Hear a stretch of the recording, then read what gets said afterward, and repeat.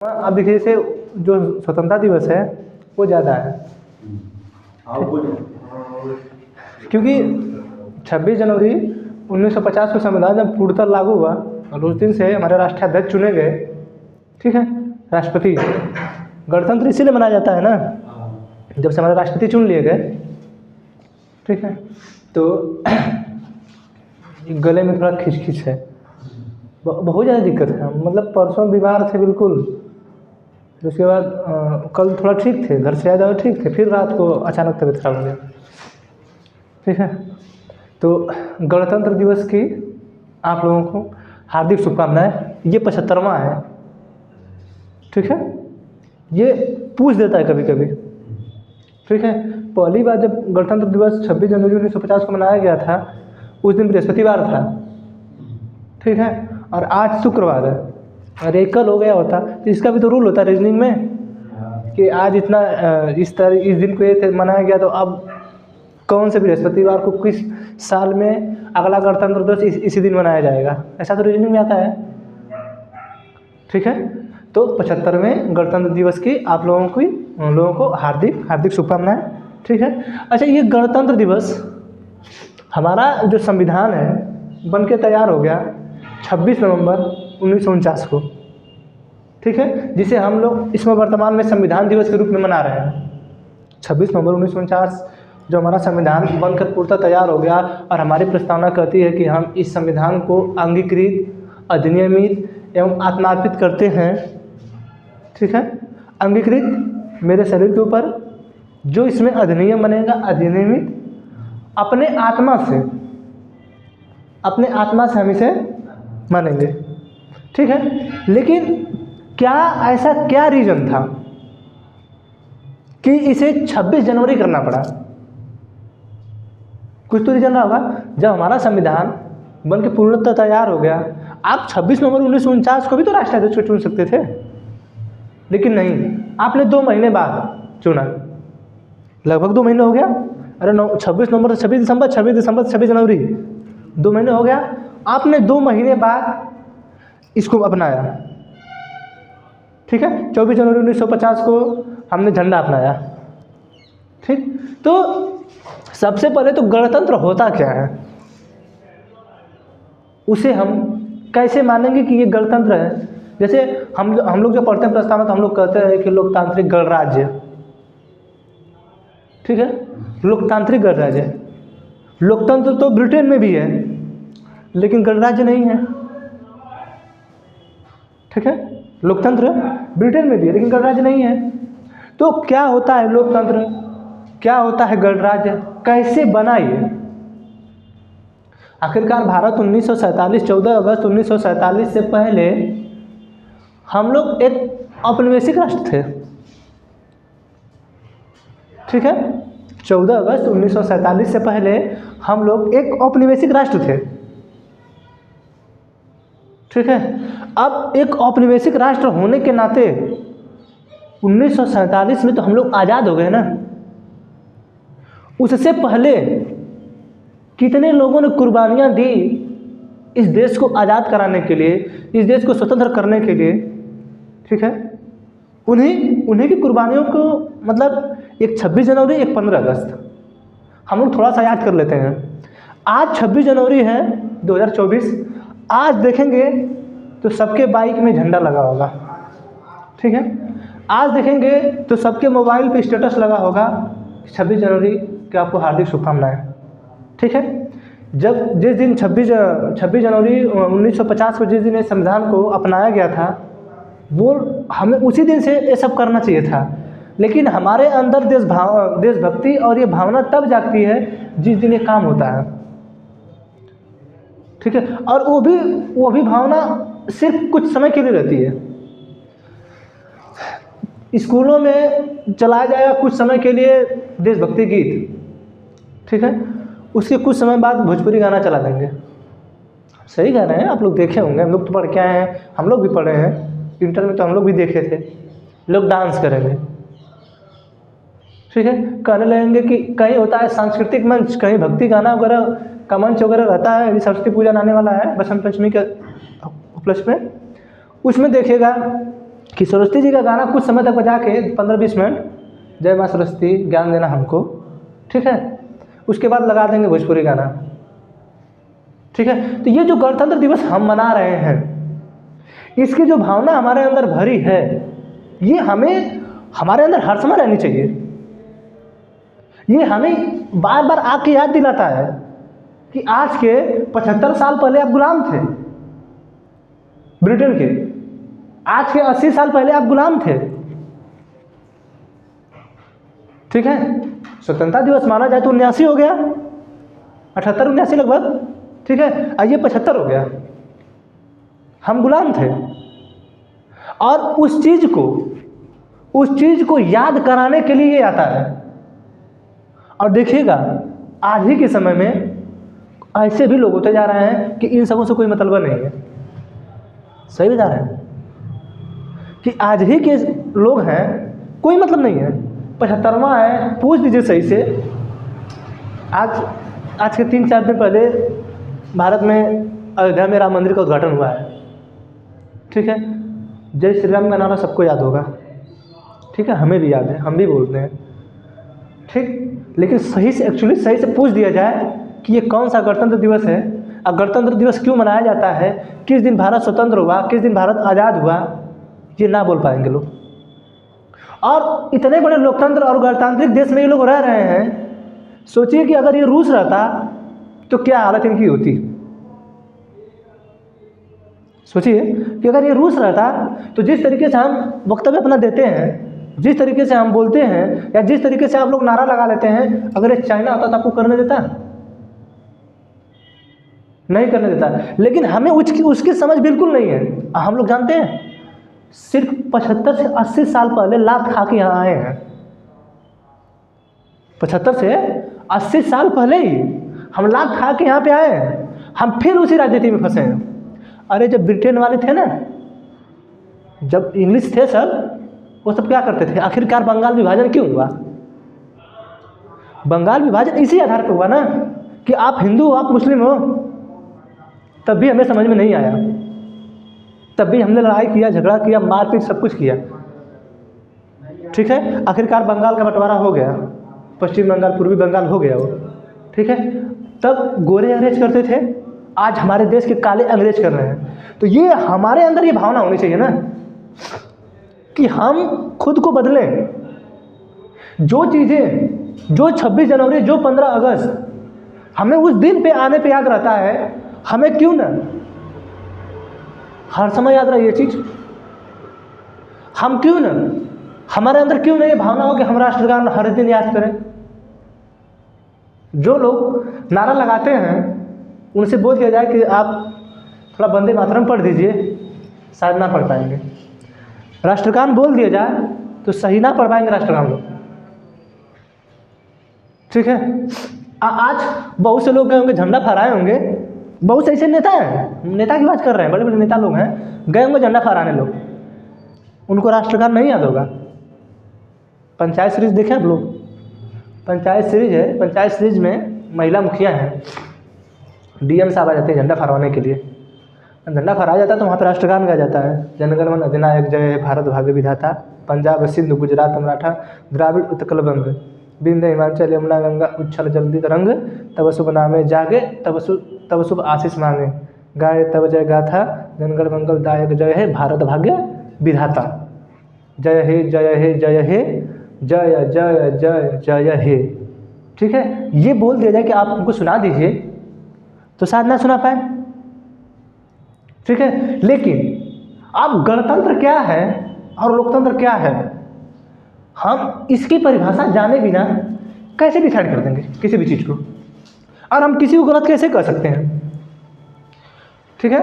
तो हम लोग थोड़ा सा गणतंत्र जान लेते हैं। कहाँ गया इसका मिटाने वाला?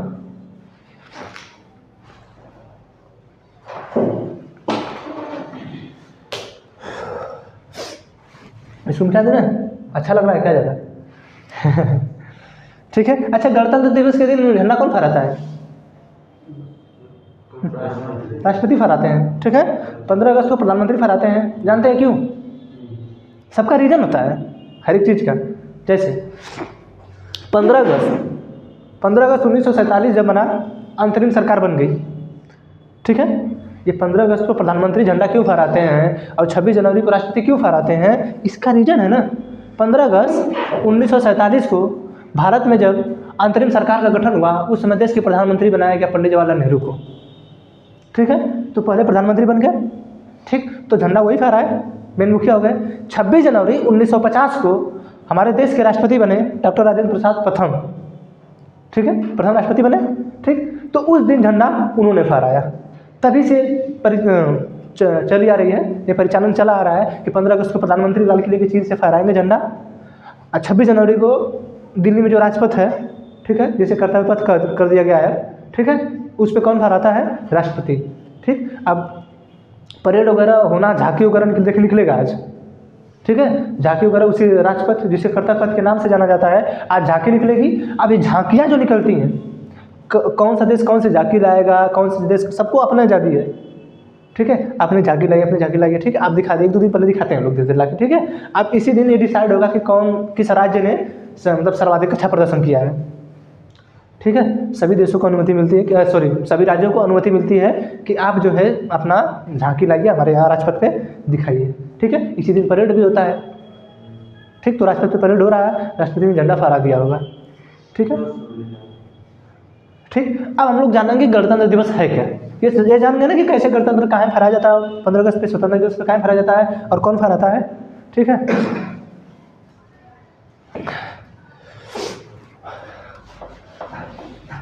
ये सब छोटी छोटी चीज़ें हैं, ये आपके एग्जाम में नहीं आएगा, लेकिन जानते हैं जब आप पढ़ने लगते हैं किसी चीज़ में, लोग छोटी चीज़ें उठा के पूछ देते हैं, ठीक है। तो मिट्टी नहीं रहे हरा वाला,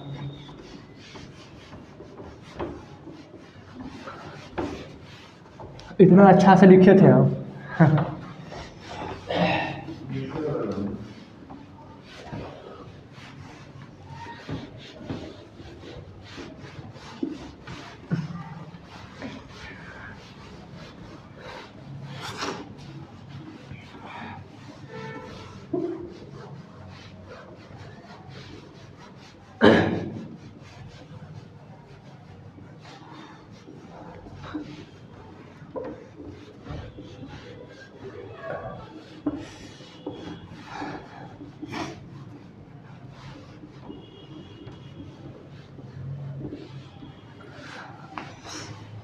देखें हरा वाला छुट्टी नहीं जा,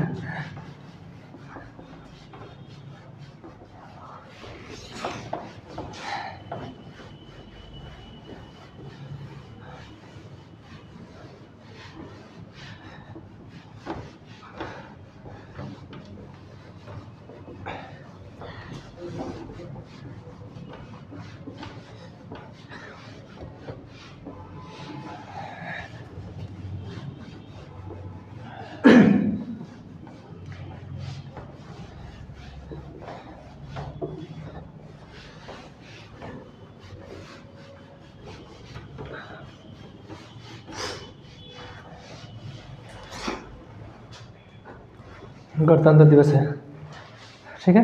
अब गणतंत्र होता क्या है, हम आप लोगों को पढ़ाए हैं कि कभी भी जो आपका देश है, जैसे हम लोग चाहते हैं कि हमारा देश हिंदू धर्म हो, ठीक है, लेकिन एक चीज़ याद रखिएगा कि धर्म से सिर्फ धर्म ही आपका चलाया जा सकता है, देश नहीं, ठीक है। जब भी चलेगा तो देश आपका एजुकेशन से चलेगा, वहाँ के नियम कानून से चलेगा, ठीक है। आपका देश धर्म से कभी नहीं चलेगा, ठीक। तो हम जब पहले क्या कि राज्य कितने प्रकार के थे, कैसे हम लोग सबसे पहले औपनिवेशिक में थे, ठीक है, फिर कैसे डोमिनियन स्टेट में, हम पढ़ाए डोमिनियन स्टेट। डोमिनियन स्टेट वो होता है जो एक बड़े प्रांत के अंतर्गत आता हो, ठीक है। तो कैसे हम लोग यहाँ तक आज इस 75 से 80 सालों में हम लोग आज तक यहाँ पहुँचे हैं, क्या क्या झेल कर हम आए। पिछले 550 साल तो मंदिर को लगा बनने में, ठीक है, उससे पहले भी लोग आए थे, यानी कितने दिनों तक हमको मुगलों ने मारा, इसके बाद ये लोगों ने मारा, ठीक है, इतनी सब बर्बरता हम लोग सह के आए हैं, और उसके बाद भी हमें आज नहीं दिखाई देता है कि हम लोग किस गर्त में फंसे हैं। ठीक है, तो आप अपनी राजनीति चमका लीजिए आप लोग धर्म से। इस देश को आप लोग धर्म से नहीं चमका पाएंगे। आपकी इच्छा है आप चलाइए। अभी मैं एक बयान सुन रहा था किसी का, वो यहाँ के हैं, बिहार के थे वो, ठीक है, वो शायद अब नहीं है, जॉर्ज फर्नांडिस ऐसा कुछ है उनका नाम है, ठीक। वो बयान दे रहे थे कि जब राम मंदिर की बात उठी थी तो ये मंडल आयोग बना था आरक्षण के लिए, ठीक है, जो हमें आरक्षण 27% मिलता है ओबीसी वगैरह वालों के लिए, ये मंडल आयोग बनाया गया। और ये जब मंडल आयोग जल्दी अपना नहीं दे रहा था कि नहीं हम इस चीज़ के लिए इतना परसेंटेज दे दें, आरक्षण अनुमति जल्दी नहीं दे रहा था, लाल कृष्ण आडवाणी उस समय बोले थे कि हम अगर ऐसा पारित नहीं हो पा रहा है तो हम रिलीजन को उठाएंगे। और रिलीजन इतना बड़ा फैक्टर है कि जो हमें जीतने के लिए काफ़ी है। आज लोग बोलते हैं कि क्या उसे गाना है कि भारत का बच्चा बच्चा जय श्री राम बोलेगा, गाना है ना, बोलेगा, ठीक है, वो बोलेगा ही, कहा है कि उसे वही पढ़ाया जाएगा, उसे एजुकेशन नहीं दिया जाएगा। नहीं तो आज बताइए अमेरिका के 5 साल का कोई लड़का तो तड़ टैब चला रहा है, उन सबों के पास इतना नॉलेज है। हमारे यहाँ ये कर दिया गया कि अगर आप 16 साल की कोचिंग करेंगे, इससे पहले आप कोचिंग में नाम दाखिला नहीं ले सकते हैं, ये नियम ला दिया गया। आपको दबाया जा रहा है एजुकेशन में नीचे। क्या सोच का पैसा किए थे? अब जैसे सोनू, हरनौत का सोनू है, उतना पढ़ने में तेज है वो, ठीक है, एक तो किसी कोई और, एक तो उधरी का है, उसको पहाड़ा वगैरह 19 का पहाड़ा पूछ देते हैं सब उससे ठीक है, तो वो एक वो है। तो ये सब जो बच्चे हैं, इनकी जो क्वालिटी है इनके दिमाग की, ठीक है, तो ज़्यादा है ना, आखिरकार इनको कहीं ना कहीं आगे ले जाना होगा ना। और आप लोग कह रहे हैं कि 16 साल, और कोई होगा ऐसा लड़का जो 10 से 12 साल में इंटर क्वालिफाई करते हैं, पढ़े में तेज हो, लेकिन नियम बना दिए। हम लोग 16 साल, 15.5 साल में थे तभी इंटर पास कर गए। ये नियम बना दिया कि 16 साल के बाद ही अपने कोचिंग में दाखिला लेंगे। अरे उसको पढ़ने दीजिए, एजुकेशन पे क्या आप लगा रहे हैं? हाँ, आप फीस पे लगा दीजिए, आप फीस पे लगाइए ना कि नहीं इससे अधिक आप फीस नहीं ले सकते हैं, आप उस फीस पे अंकुश लगा दीजिए। या आप अपने गवर्नमेंटल चीज़ का फीस डिफाइन कर दीजिए कि हम इतना फीस लेना है, बाकी इससे बहुत ज़्यादा महंगा नहीं ले पाएंगे आप फीस, उसको डिफाइन कर दीजिए ना। आप इस उम्र को लेके क्या कर रहे थे आप कि 16 साल का बच्चा ये रहेगा तो अभी उसके बाद ही जाएगा? ये सब नाटक कर रहे हैं लोग। पढ़ लेंगे तो आप सवाल ना पूछेंगे, आप पढ़ लेंगे तो सवाल ना पूछेंगे। इसीलिए हमें गणतंत्र नहीं मिला था, इसीलिए हमने 15 अगस्त 1947 से लोकतंत्र हम नहीं मना रहे हैं, इसीलिए हमें आज़ादी नहीं मिली थी। हमें आज़ादी मिली थी कि हम कुछ भी करें, ठीक है। हमें पढ़ने का ये लोग अधिकार हमें 2002 में तो पास हुआ, लेकिन 2010 से मिलना स्टार्ट हुआ। अभी 10 ही साल हुआ, 10-12 साल, 15 साल जो भी हुआ है। अब हम लोग को 10-15 साल से एजुकेशन मिल रहा है। सोचिए कि हम लोग कितने पीछे हैं, और पीछे करने में लोगों का सबसे बड़ा हाथ है नेताओं का। और हम लोग हर बार झंडा लेके गणतंत्र दिवस मनाते हैं, हर बार 15 अगस्त को झंडा लेके मनाते हैं, नहीं हम झंडा लेके जाते हैं दौड़े स्कूल में। हमें ये सब याद इसलिए करना है कि हम कभी गुलाम थे और ऐसी परिस्थिति कभी ना आ जाए। लेकिन ये जो हमारी जनता धर्म में फंसी है, उसे ये समझ में ही नहीं आ रहा है, और फिर ये परिस्थिति फिर आएगी। आखिरकार जिन मुगलों को आप लोग गलत ठहराते हैं, आखिरकार आप कहते हैं ना कि हम पे जुल्म करके गए। सोच लीजिए कि हम पे मुगल जुल्म करके गए, तो अपना ही धर्म मान रहे थे कि नहीं? दिमाग लगाइए थोड़ा सा, अपना ही धर्म मान रहे थे ना।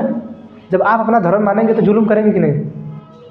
आपको क्या लगता है कि मुस्लिम जो थे, हमारे यहाँ के मुस्लिमों पर जुल्म नहीं करते थे क्या? वो सब बाबर वगैरह हमारे यहाँ के मुस्लिमों पर भी जुल्म करते थे। वो उनको इससे मतलब नहीं था कि आप मुस्लिम कहाँ के हैं, उनको सिर्फ अपने इनकम से मतलब था। जजिया ज़कात ये सब कर क्यों लगाए जाते थे? फराज ये सब कर क्यों लगा था? ये सब पे लगा था ना। तो ऐसी बात नहीं है। जो तब थे मुगल के मुस्लिम जो हमारे अत्याचार कर रहे थे, अब हमारे यहाँ के जो अंग्रेज मुगल हो गए हैं इस समय, ये वाले नेता सब मुगल हो गए हैं, ये सब हम लोग को फंसा के रखे हैं।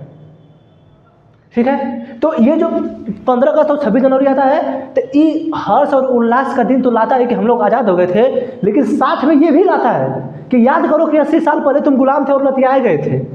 याद कर लो इस चीज़ को और अपने दिमाग में और खोपड़ी में बैठा लो कि जिस दिन धर्म के धंधे में तुम फंसोगे, देख लेना वही हालत होगी आने वाले 30 से 35 साल बाद। वही जय श्री राम का नारा, वही अल्लाह अकबर का नारा, वही ओ गॉड, यही सब का नारा लगवाया जाएगा। हम किसी भी धर्म के खिलाफ नहीं हैं, न हमें शौक लगा कि किसी धर्म के खिलाफ बोलें, लेकिन आप लोग ये 16 साल 15 साल है जो बच्चा पढ़ रहा है उसको पढ़ने दीजिए ना। आप डिसाइड कर दीजिए कि आप इस क्लास के इस बच्चे से इतना फीस नहीं ले सकते हैं। एक IAS की तैयारी करने के लिए 1.5 लाख फीस देना पड़ता है। क्या क्वालिटी ऐसी है कि लोग दे रहे हैं 1.5 लाख फीस? क्या ले रहे हैं? ऐसे क्या करा रहे हैं आप उस चीज़ के लिए 60-70 लाख डिसाइड कर दीजिए। आप उस फीस को डिसाइड करिए ना। नहीं, कम से कम एक अगर UPSC की तैयारी करने वाला लड़का है, कम से कम आप देखिए, आप इसको इस तरह डिसाइड तो कर नहीं पाएंगे। आप प्रत्येक देश के प्रत्येक व्यक्ति की जो इनकम है आप उस बेस पे करिए ना। अगर आप समानता लाना चाहते हैं, आर्टिकल 40 का प्रयोग करना चाहते हैं, तो कम से कम प्रति व्यक्ति आय कितनी हमारे देश की है उस बेस पे आप सेटअप करिए कि नहीं हम उतना उस आधार पे हम लड़कों की फीस तय करेंगे। आप अगर बड़े एजुकेशन में आप जाना चाहते हैं तो उस बेस पे करिए अपना कि प्रति व्यक्ति आय इतनी है। यहाँ तो 5 किलो राशन दे रहे हैं आप लोग, ठीक है। तो हमें गणतंत्र क्यों मिला, हमें लोकतंत्र क्यों मिला, हमें इसकी सबसे पहले समझ होनी चाहिए। कैसे हमें लोकतंत्र मिला, कौन किसने बलिदान दे दिया इतना, और हम आज उससे पीछे हट जाते हैं। हमें मालूम ही नहीं रहता है कि कौन हमारे देश के लिए बलिदान दिया। कौन फांसी पे झूल गया 19 साल में ही, कोई 23 साल में ही कैसे फांसी पे झूल गया, फंदा चूम गया उसका। और हम लोग आज हैं हम लोग गाँव का प्रधान कुछ गलत करता तो हमारी हिम्मत नहीं होती कि हम बोल दें, और हम लोग सोचते हैं कि हम गणतंत्र करा लेंगे। अपने गांव की आज़ादी करा लीजिए आप, उसको देखिएगा, ठीक है। तो अब जो गणतंत्र है, आइए देखते थोड़ा सा गणतंत्र कैसे होता है। जिससे क्या हुआ कि जब हम लोग इन लोगों के जाल में फंसे थे अंग्रेजों के, तो हम लोगों ने इनसे बहुत लड़ाइयाँ की, बहुत से आंदोलन किए, ठीक है, कि हमें स्वतंत्रता चाहिए, तुम लोगों को स्वतंत्रता चाहिए, तुम लोग हम लोगों के ऊपर जुल्म ढा रहे हो, तुम लोग हम लोगों के ऊपर बर्बरता दिखा रहे हो, तुम लोग महिलाओं से पुरुषों से एक समान काम करा रहे हो, महिलाओं को कोई रिलीफ नहीं दे रहे हो, बच्चों से वही काम करा रहे हो। सोचिए इतना लड़के और हमने स्वतंत्रता पाई और गणतंत्र पाए, और फिर देखिए फिर वही सब पाने के लिए हमें इन अंग्रेजों से, काले अंग्रेजों अपने यहाँ के लड़ना पड़ता है कि हमको नौकरी दो, हमको रोजगार दो, हमको स्वास्थ्य दो, हमको शिक्षा दो। आज हमको इनसे लड़ना पड़ता है। और इसी दिन और इसी 26 जनवरी और 15 अगस्त को ये सब जब खड़ा होना चाहिए तो ये सब बोलना चाहिए। क्या है ये कि हमारे अंदर सेलिब्रेशन का सिर्फ एक ही है कि हम 26 जनवरी मनाने के बाद ख़त्म। हमें मिला क्यों 26 जनवरी, हमें क्यों दिया गया 26 नवंबर, हमें क्यों दिया गया 15 अगस्त, हमें क्यों दिया गया? हमें जो जिस चीज़ के लिए दिया गया हमें उसकी ज़रूरत है। सेलिब्रेशन हर एक चीज़, सेलिब्रेशन हम अपना बर्थडे भी सेलिब्रेशन करते हैं। इस 26 जनवरी से ज़्यादा हार्ड हम लोग अपना बर्थडे सेलिब्रेट कर देते हैं। 26 जनवरी को आप कभी भी नहीं अपने घर में कभी भी सजावट नहीं लाते हैं, नहीं लाएंगे कभी कि हमने 26 जनवरी का 75वां गणतंत्र दिवस मनाया, नहीं लाते हैं। लेकिन आप 10 साल के होते हैं, आपका बेटा 1 साल का हुआ, 2 साल का हुआ, तो गांव में पूरा पार्टी देते हैं। सोचिए कि जब लोग अपनी कुर्बानियाँ दे रहे थे जिस दिन, क्या उनके बेटे नहीं थे? क्या वो किसी के बेटे नहीं थे? लेकिन उन्होंने अपनी कुर्बानी दी। और आज 26 जनवरी की स्थिति ऐसी है कि हम अपने नेताओं से लड़ नहीं पाते हैं, ठीक है। तो ये लोग हम लोगों को आज एकदम पूरा अपने जाल में, अपने ट्रैप में फंसा के रखे हैं कि देखो तुम जय श्री राम बोलो, तुम अल्लाह अकबर बोलो, तो तुम ओ गॉड बोलो, तो तुम ओ माय गॉड बोलो, ऐसे से तुम लोग बोलो, ठीक है। बाकी तुम हमसे शिक्षा की जिस दिन मांग कर दोगे उस दिन फिर बक्से नहीं जाओगे।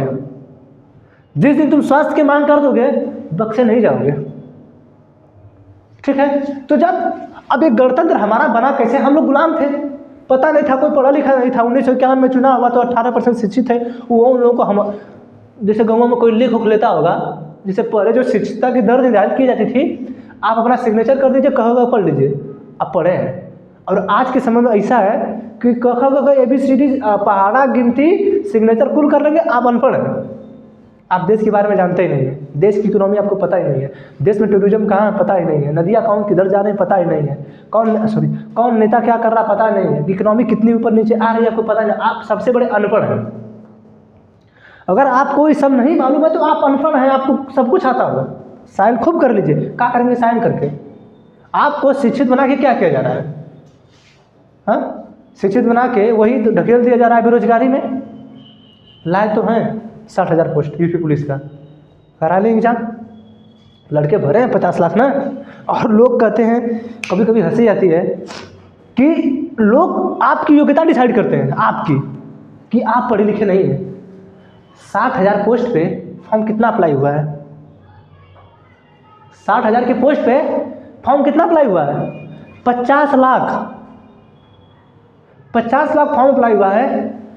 उस 60,000 के बाद जितना भी बचवा बचेंगे, क्या उनकी योग्यता नहीं है कि वो यूपी पुलिस में जाए? क्या उनकी योग्यता नहीं है? ये जो एग्जाम है सभी बच्चों के मुंह पे एक तमाचा है। और ये जो 1.5 घंटे या 2 घंटे में जो हमको 150 क्वेश्चन करना है, ये हमें ये नेता बताते हैं जिनको कुछ नहीं आता है। एक बार विधायक बन जाते हैं तो पेंशन मिलने लगती है इन सबों को, सांसद बन जाएंगे तो पेंशन नहीं मिलेगी। ये सब डिसाइड करते हैं कि आप 2 घंटे में 150 क्वेश्चन करेंगे और योग्यता देखते हैं हम लोगों की। ठीक है, तो गुलामी के समय, जब उस समय गणतंत्र बनाया जाता था तो कई राज्य रहते थे, तो सबसे पहले कॉलोनी होती थी।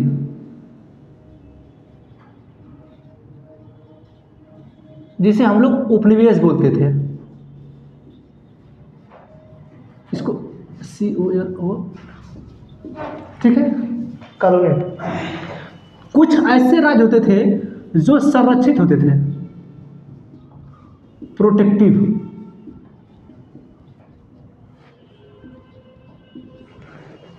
ठीक, कुछ थे डोमिनियन,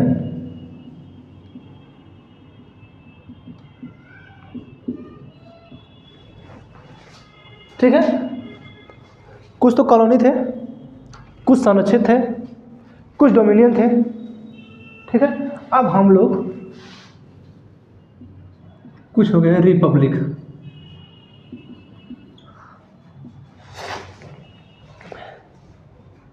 ठीक, जैसे ये जो कॉलोनी है,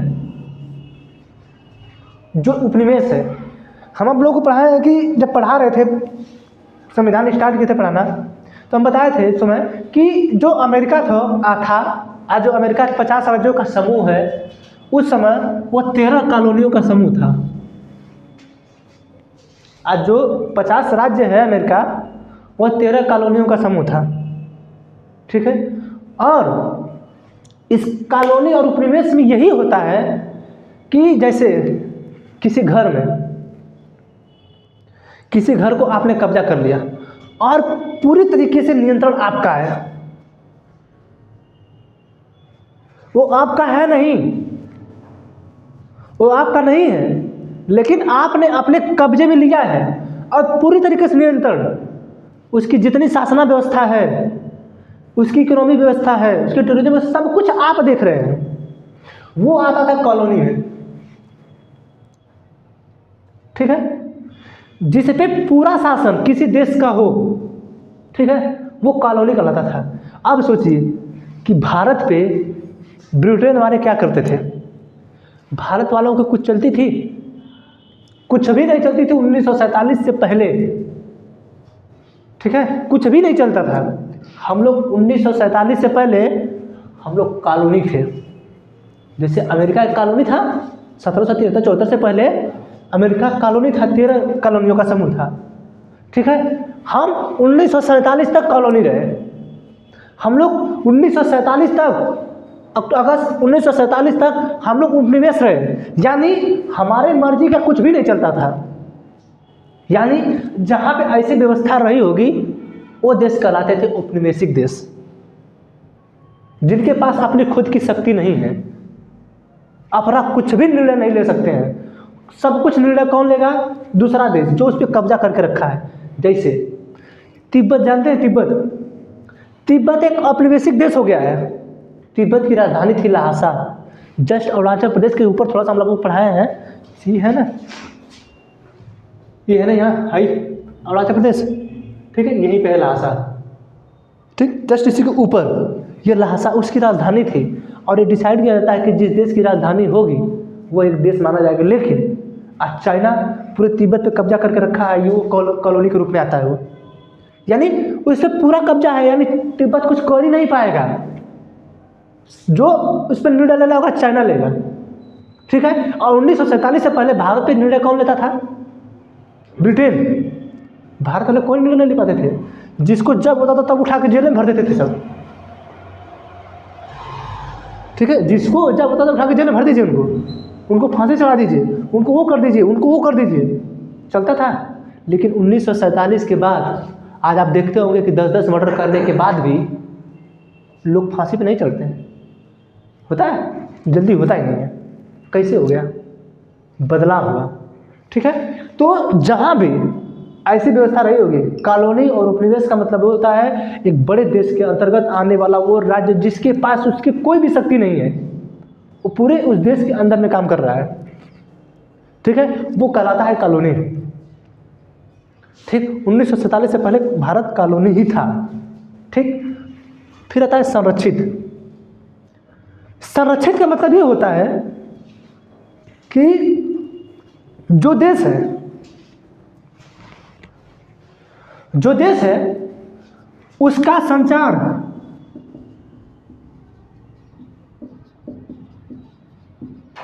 और विदेश किसी दूसरे देश के हाथ में हो, बाकी सब निर्णय लेने की शक्ति उसके पास है। वो अपना प्रशासन चलाए, अपने यहाँ का प्रशासन देखे, ठीक है। जैसे हमारे यहाँ पहले जब ये राजा सब रहते थे तो उनको ब्रिटेन वाले संरक्षित करते थे। किस चीज़ से? अपने गोलों से, हथियारों से, सैनिकों से, बंदूकों से संरक्षित करते थे कि नहीं? प्रशासन करने का अधिकार किसके पास था? राजा के पास था। लेकिन संरक्षित कौन करते था? ब्रिटेन वाले। इसी तरह जैसे आज ही देख लीजिए, यूक्रेन के पास पूरी पावर है, यूक्रेन के पास खुद की शक्ति भी है कि वो अपने आप को कमांड कर सकता है। लेकिन रूस क्या कर रहा है? उस पर अटैक कर रहा है ना, ठीक है। तो जो नाटो वगैरह हैं उसका सहयोग कर रहे हैं कि नहीं? अब ये नाटो वगैरह के लोग उसको कह रहे हैं कि आप जो है हम जैसे कर रहे हैं वैसे चलिए। भले वो ऐसे चले ना चले वो अलग बात है, लेकिन एक प्रकार से संरक्षित करने का काम कर रहे हैं कि नहीं, कि मैं जैसे कर रहा हूँ वैसे चलिए। यूक्रेन के जो हैं व्लादिमीर ज़ेलेंस्की, जिनका नाम है राष्ट्रपति, वो उनके पास सब शक्ति है, वो सब कुछ कर सकते हैं। लेकिन जो अदर देश वाले हैं, जो नाटो वाले हैं, वो क्या कह रहे हैं कि आप हम जैसे करें वैसे करिए, हम आपको संरक्षित करने का काम करेंगे, हम आपको बचाएंगे। ऐसे देश प्रोटेक्टिव में आते हैं जिनको संरक्षित किया जाता है। जैसे आज ही जो भूटान है, भूटान हम लोग उसका संचार विभाग, सेना विभाग हम ही देखते हैं। जैसे जब हम अपने देश का गठन कर रहे थे 1947 के बाद, जब हम आज़ाद हो गए, स्वतंत्र हो गए और हमने देशों का गठन किया, ठीक है, हमने देशी रियासतों का गठन करना शुरू किया, इकट्ठा करना शुरू किया, तो जानते हैं हम उनसे क्या कहे थे? हमने उनसे यही कहा था कि संचार, विदेश और सेना हमको दे दीजिए, बाकी आप सब रख लीजिए।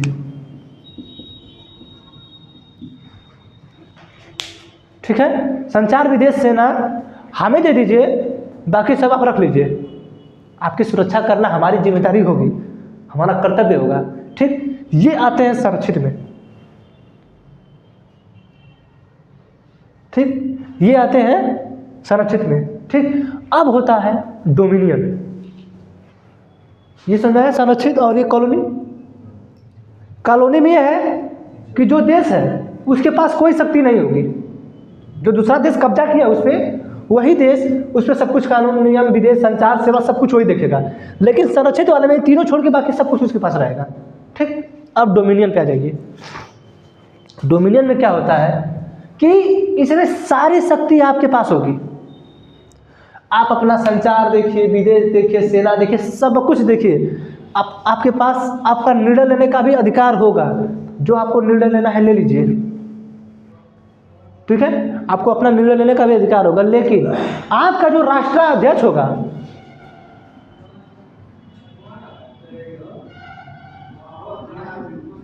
वो दूसरे देश का होगा।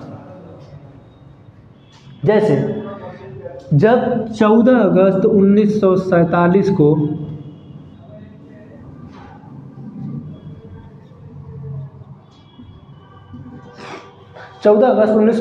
को ग्रेट ब्रिटेन की, ठीक है, संसद में इंडिया इंडिपेंडेंस एक्ट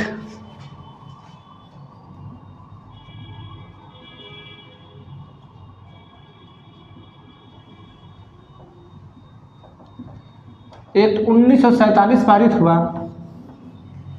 तो ये कहा गया कि भारत और पाकिस्तान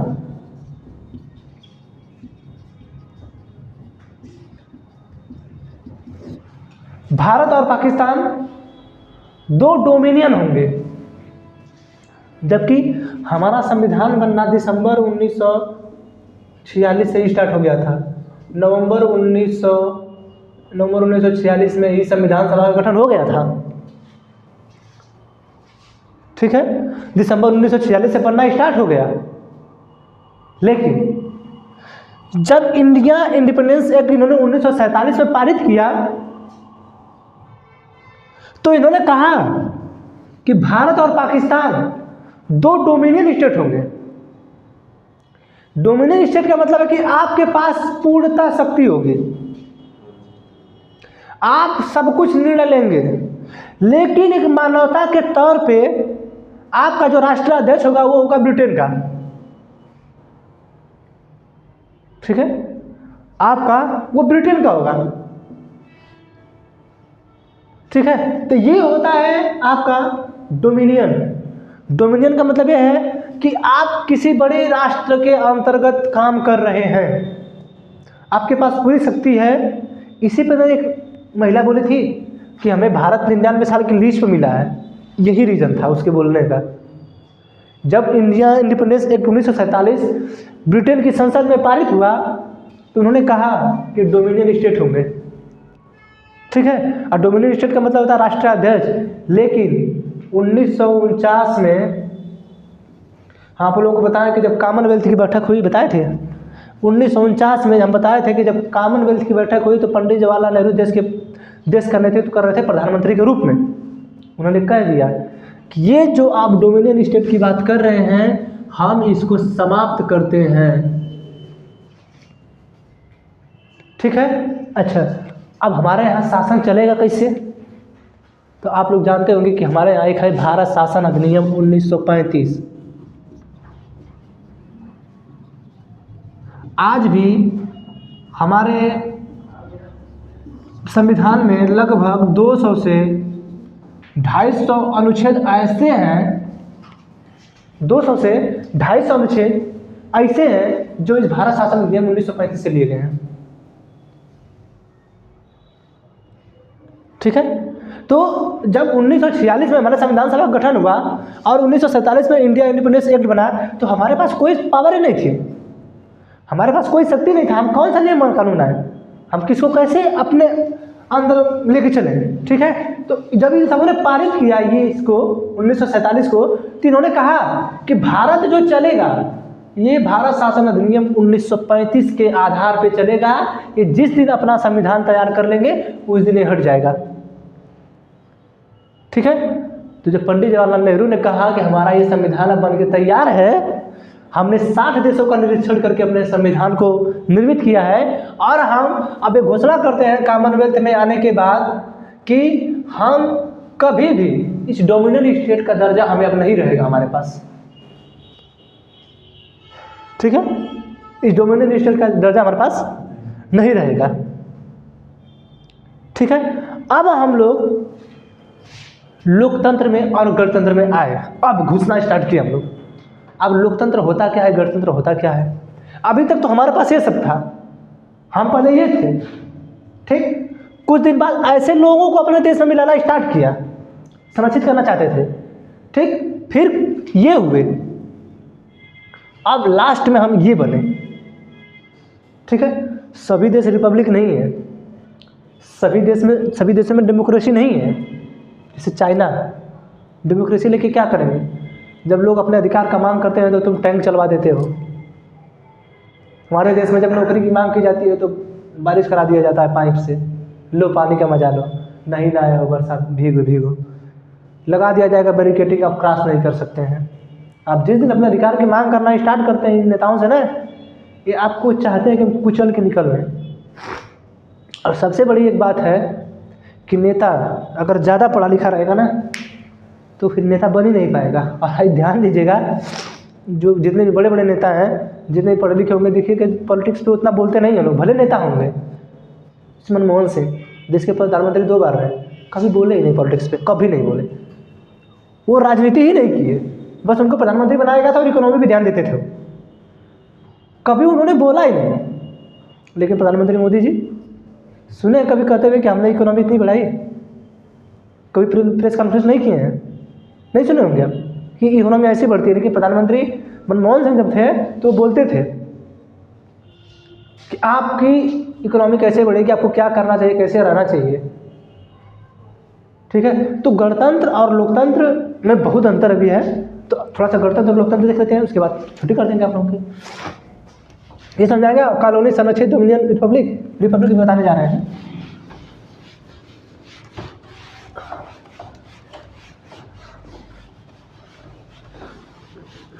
देख में मेरी आवाज़ में तो परिवर्तन होगा ही होगा थोड़ा सा।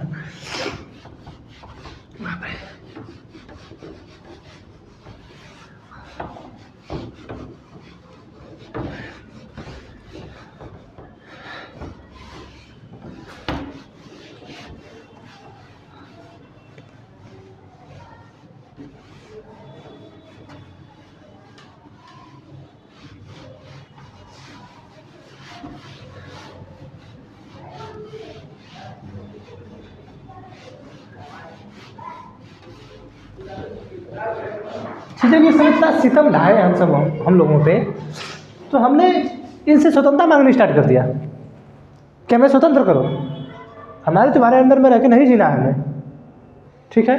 तो उस समय जब देशों में चर्चा होती थी तो गणतंत्र और लोकतंत्र की चर्चा होती थी,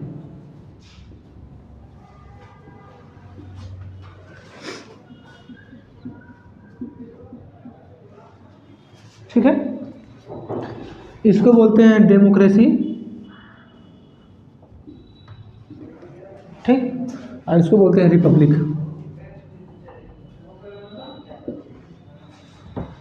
ठीक। लोक में जनता, तंत्र में शासन,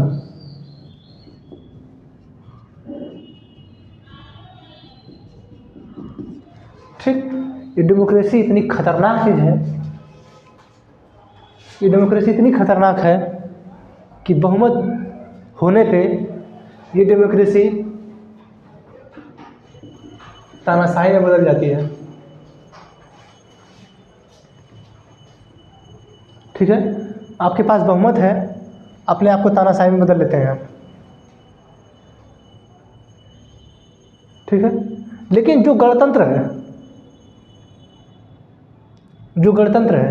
अब लोकतंत्र इसको आप तानाशाही परिवर्तन कर लेंगे, लेकिन गणतंत्र को नहीं कर पाते हैं, ठीक है।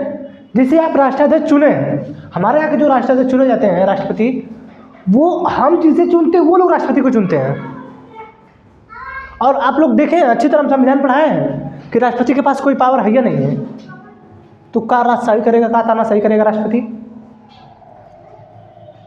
ठीक है। तो लोकतंत्र में ये होता है, जो जनता है इसको सब कुछ अधिकार है, ठीक है। लोकतंत्र में आपको सब कुछ अधिकार है, आप बोलिए, जो मन करना करिए, ठीक है। आपको ये अधिकार गणतंत्र में भी दिया गया है। जनता इसमें भी बोल सकती है, ठीक है। लेकिन आपके पास जो पद होगा, आपके पास जो पद होगा वो वंशानुगत नहीं होगा, लेकिन इस वाले में वंशानुगत हो सकता है। जैसे ब्रिटेन में लोकतंत्र है, ब्रिटेन में लोकतंत्र है, लेकिन वहाँ के जो राष्ट्राध्यक्ष हैं इस समय किंग्स चाहती थी, और उनसे पहले वो महिला जो थी, उसका नाम पता नहीं, याद नहीं आ रहा हमको, मेरा भी जो हाल ही में 1 साल भर पहले एक्सपायर हुई है, एलिजाबेथ द्वितीय है, ठीक है। वो यानी ये वंशानुगत आ रहा है, लेकिन यहाँ पे वंशानुगत नहीं होगा, ठीक है। जो लोकतंत्र है, इस लोकतंत्र में जनता का होगा शासन, जनता का, जनता के लिए जनता द्वारा शासन,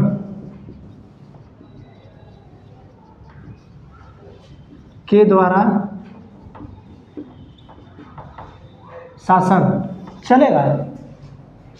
लेकिन यहाँ के जो वंशानुगत राष्ट्राध्यक्ष हैं वो बन जाते हैं, ठीक है। लेकिन ये जो गणतंत्र है,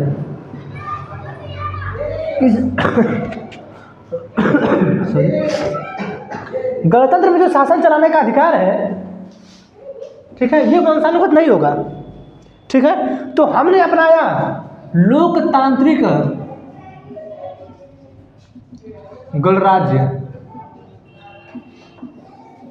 हमने इस दोनों को अपनाया, ठीक है। लोकतंत्र भी अपनाया, गणतंत्र भी अपनाया, लेकिन एक चीज़ याद रखिए, ये जो गणराज्य है, जो गणतंत्र है, ठीक है, ये बताइए, आज तक ऐसी बहुत सी पार्टियां देखे होंगे, ऐसी बहुत सी ऐसी पार्टियां हैं जिस पार्टियों के बच्चों के बच्चे प्रधानमंत्री बने हैं, बच्चों के बच्चे मुख्यमंत्री बने हैं, बच्चे के बच्चे नेता बने हैं, बच्चे के बच्चे के बच्चे के बच्चे भी फिल्म स्टार बने हैं। वंशानुगत हो रहा है कि नहीं? हाँ, हो रहा है। यानी हम इस गणतंत्र के होने के बावजूद भी अभी गणतांत्रिक हो नहीं पाए हैं। भले हमारे पास गणतंत्र है, भले हमारे ये राष्ट्रपति वंशानुगत नहीं चुने जाते हैं, लेकिन एक चीज़ तो अब देखिए, अब बीजेपी इसी को उठा लेती है कि जो लोग गणतंत्र की बात करते हैं वो लोग इस कैसे अपने परिवार के लोग प्रधानमंत्री बनाते हैं। ऐसा थोड़ा है कि वो उसकी योग्यता नहीं है या वो उस योग्य नहीं है, वो भी प्रधानमंत्री बन सकता है, ठीक है। ऐसी बात नहीं है कि वो प्रधानमंत्री नहीं बन सकता, वो बन सकता है अगर उसके पास योग्यता है तो। अगर आप योग्यता है या नहीं है, जैसे देश उत्तर प्रदेश के मुख्यमंत्री बने अखिलेश यादव 2012 में, लेकिन उसके बाद वो कभी भी चुनाव नहीं जीत पाए। वो पहली बार जब मुख्यमंत्री बने तो अपने पिता के बल और करियर पे मुख्यमंत्री बने थे वो, ठीक है। जब वो पहली बार मुख्यमंत्री बने थे अपने पिताजी के बल पे बने थे, लेकिन 2017 में हुआ नहीं बन पाए, बहुत सीटें हार गए। 2022 में कुछ उनमें बदलाव हुआ, तब जाके कुछ सीटें लाए हैं, 100 कुछ सीटें लाए हैं, ठीक है। तो परिवर्तन दिखा गया, सॉरी बोलने में थोड़ा दिक्कत हो रहा, परिवर्तन हुआ। लेकिन एक देखिए, जो हम जिस गणतंत्र की बात कर रहे हैं, जो वंशानुगत नहीं होना चाहिए, ये वंशानुगत हो रहा है। हमने संविधान अपना के रखा है, तो हमको पता रहेगा तब तो। हम तो 26 जनवरी मना रहे हैं, खूब मनाते हैं, लेकर झंडा लगा लेंगे, दो चक्का में खूब झंडा फहरेगा, मालूम नहीं है वो कहाँ गणतंत्र है। हमको तो कह दिया कि लेकर चलो झंडा लगाओ। अभी इस बार तो हर वर्ष 15 अगस्त को होता है हर घर तिरंगा। देखिए इस बार राष्ट्रपति फहराए झंडा ना, नहीं हुआ है। जब प्रधानमंत्री फहराते हैं तभी हर घर तिरंगा चलेगा, हर घर ये होगा, हर घर झंडा चलेगा, यही सब चलेगा। जब देश के राष्ट्रपति फहराते हैं तो कुछ नहीं, राष्ट्रपति का कोई औकात है नहीं यहाँ, ठीक है। बड़े गणतंत्र बनाया गया है, ठीक। तो ये गणतंत्र समझ में आया। गणतंत्र में आप कभी भी वंशानुगत नहीं चुने जाएंगे। इस लोकतंत्र में आप वंशानुगत चुने जा सकते हैं, लेकिन जनता का हर एक चीज़, व्यवस्था, हर एक शासन, उसका अधिकार हर एक चीज़ रहेगा, ठीक है।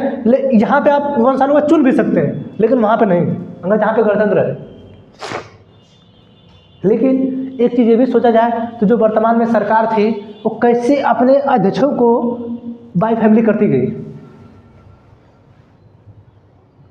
सोचिए, जब ये नियम है तो आप अध्यक्षों को कैसे बाई मतलब फैमिली ही करते गए, ठीक है। 1947 के पहले तो सभी लोग अकेले के मतलब दूसरा कोई बनता था अध्यक्ष, लेकिन 1947 के बाद फैमिली बनने लगी। बीच में कुछ लोग थोड़ा भी इधर उधर हुए, फैमिली बनने, फिर इस बार गड़बड़ हुआ थोड़ा सा। तो कहीं गणतंत्र में दिक्कत है कि नहीं? तो नेता ना है, हाँ, वो तो नेता है। राजा का बेटा राजा बनेगा, यही परिकल्पना हटाने के लिए इस गणतंत्र को लाया गया था कि राजा का बेटा राजा नहीं बनेगा।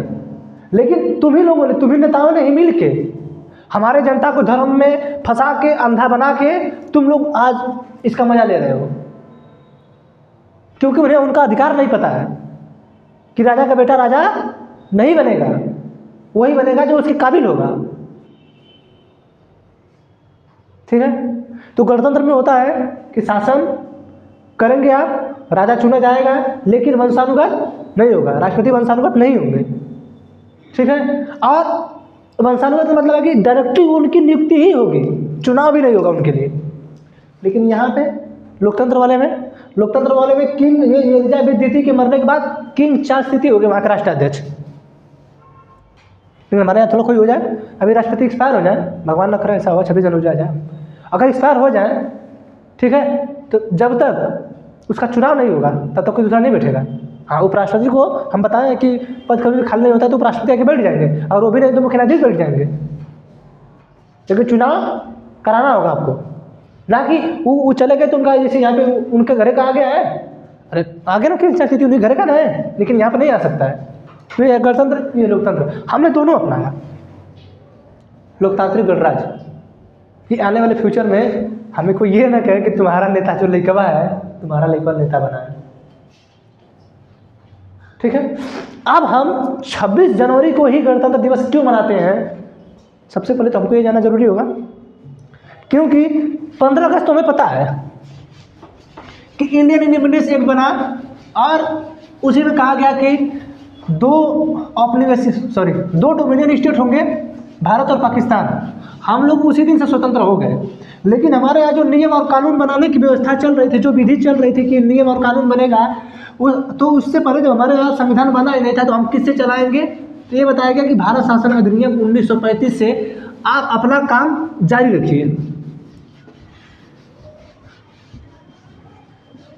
ठीक है। भारत शासन अधिनियम 26 जनवरी को कुछ हुआ थोड़ा है। ठीक है।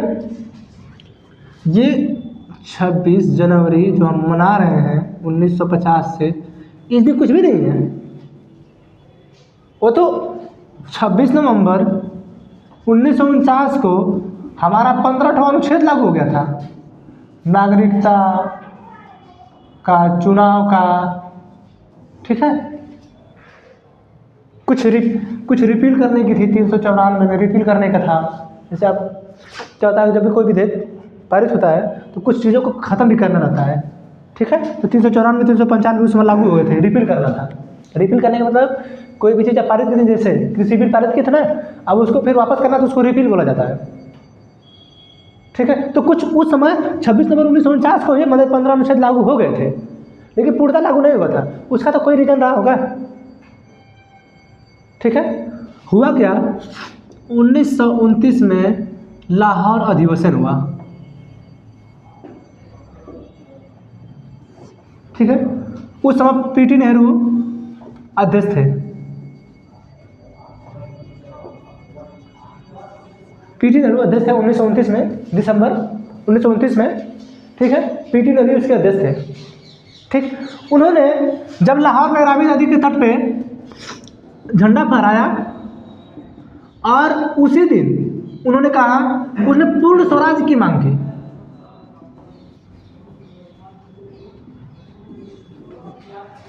ठीक है। पूर्ण स्वराज की मांग की, लेकिन हमें वो पूर्ण स्वराज तो मिला नहीं, तो नहीं मिला। हमें कब मिला? ये 1947 में।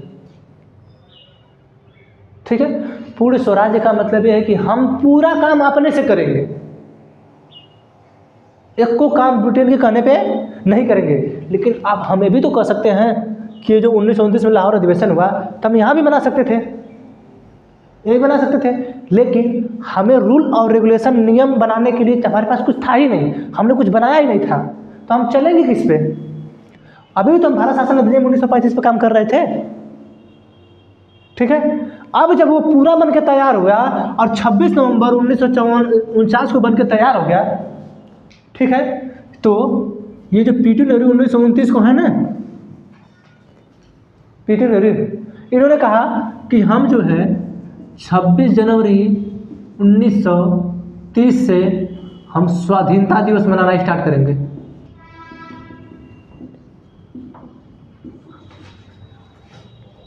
ठीक है, पंडित नेहरू ने कहा कि 26 जनवरी 1930 से हम जो है स्वाधीनता दिवस मनाने का काम प्रारंभ करेंगे, 26 जनवरी 1930 से, ठीक है। यही 26 जनवरी 1930 को उठा के यहाँ पे लाया गया और 2 महीने लेट किया गया, ठीक है। जबकि 26 जनवरी को कुछ था नहीं, ये 26 जनवरी 1930 को स्वाधीनता दिवस मनाने की बात कही गई थी। दिसंबर 1929 में लाहौर अधिवेशन रावी नदी के तट पे पीटी नेहरू ने बोला था कि हमें पूर्ण स्वराज चाहिए और अगर आप नहीं देंगे तो हम 26 जनवरी 1930 तक हम पूर्णतः स्वाधीनता दिवस मनाने का काम प्रारंभ कर देंगे, जिसे आप लोग रोक नहीं सकते हैं। उसी आधार पे इस 26 जनवरी 1930 को उठा के हम लोग 26 जनवरी 1950 पे जब हमारा संविधान पूर्णतः लागू हो गया, लागू तो हमारा तो जब बन ही गया था, तो लागू तो इसी दिन हो सकता था, लेकिन हमें पूर्णतः स्वाधीनता मनाना था, इसीलिए हमें ये याद था ये वाला भाग, इसीलिए हमने 26 जनवरी 1950 को लाके इसको पारित कराया, मतलब उस दिन लागू कराया हम लोग, ठीक है। उसी दिन हमारा राष्ट्राध्यक्ष बने, ठीक है। तब से हम 26 जनवरी को अपना गणतंत्र दिवस मनाते हैं। इसी दिन हमने राष्ट्राध्यक्ष चुना। 15 अगस्त पता ही है कि 14 अगस्त के बाद हम लोग स्वतंत्र हो गए, तो 14 अगस्त को पाकिस्तान स्वतंत्र हुआ है, 15 अगस्त को हम मना रहे हैं, ठीक है। तो 1929 में लाहौर अधिवेशन हुआ, ठीक। पर पीटी नेहरू उसके अध्यक्ष थे, ठीक। उन्होंने कहा हमें चाहिए पूर्ण स्वराज, ठीक है। झंडा फहराया रावी नदी के तट पे, तो उन्होंने कहा हमें चाहिए पूर्ण स्वराज, ठीक है। पूर्ण स्वराज मांगे और कहे कि 26 जनवरी 1930 तक अगर ये हमें आज़ाद नहीं करेंगे तो 26 जनवरी 1930 तक हम स्वाधीनता दिवस मनाने का काम प्रारंभ कर देंगे, ठीक है। हमारा भारत नहीं स्वाधीन हो पाया, ठीक। स्वाधीन मतलब अपने अधीन। अभी तक तो हम 1935 का अधीन काम कर रहे थे ना, 1947 से 1949 तक जब तक बन के तैयार नहीं हुआ था तब तक हम 1935 के अधीन काम कर रहे थे हम लोग, ठीक है। तो अब जो है इसी को उठाया गया कि नहीं, हम कहे थे कि 26 जनवरी को ही हम मनाएंगे अपनी स्वाधीनता दिवस, इसीलिए इसको 2 महीने लेट किया गया।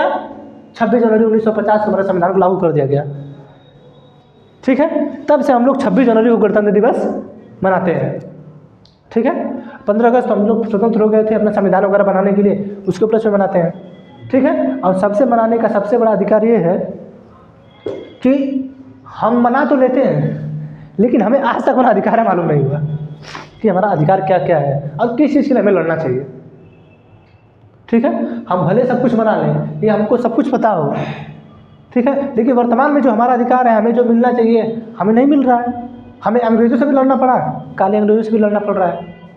वो तब गोरे अंग्रेज़ थे, ये काले हैं, वो विदेश से आए थे, ये भारतीय के हैं सब। लड़ना तो है, लड़ना तो है, अधिकार को लिए लड़ना ही पड़ेगा। लेकिन जिस कदर नहीं पता था, हमारा संविधान निर्माता ये चीज़ सोच के नहीं गए थे कि ऐसी स्थिति भी भारत में आ सकती है। जिस चाइना की पॉपुलेशन भारत से आगे है, 2001 में उसकी स्थिति ऐसी थी कि वहाँ पे लोगों को ज़बरदस्ती बुलाया जाता था विदेश से कि हमारे आगे काम करिए। वहाँ पे रोजगारों की कमी पड़ गई थी, लोगों को लोग जाते थे काम करने के लिए। जैसे अभी देख रहे हैं इजराइल में बुलाया जा रहा है, हरियाणा सरकार, उत्तर प्रदेश सरकार इजराइल भेज रही है लोगों को। वहाँ पे एक व्यक्ति की पर मंथ सैलरी 1.5 से 2 लाख हो गई है, काम कर लेबर काम करने वालों की। जानते हैं क्यों? दिमाग देखिए, वो अपने व्यक्तियों को बचाना चाहता है। हमास किसको मारेगा? हमास किसको मारेगा? जहाँ पे बिल्डिंग में काम होगी आपको मारेगा, ठीक है। उनके व्यक्ति बचे रहेंगे, उनके व्यक्ति बचे रहेंगे, उनसे बच्चे पैदा होंगे, वो अपनी जनसंख्या बढ़ाएंगे और आप जाइए 1.5 लाख के लिए मरिए।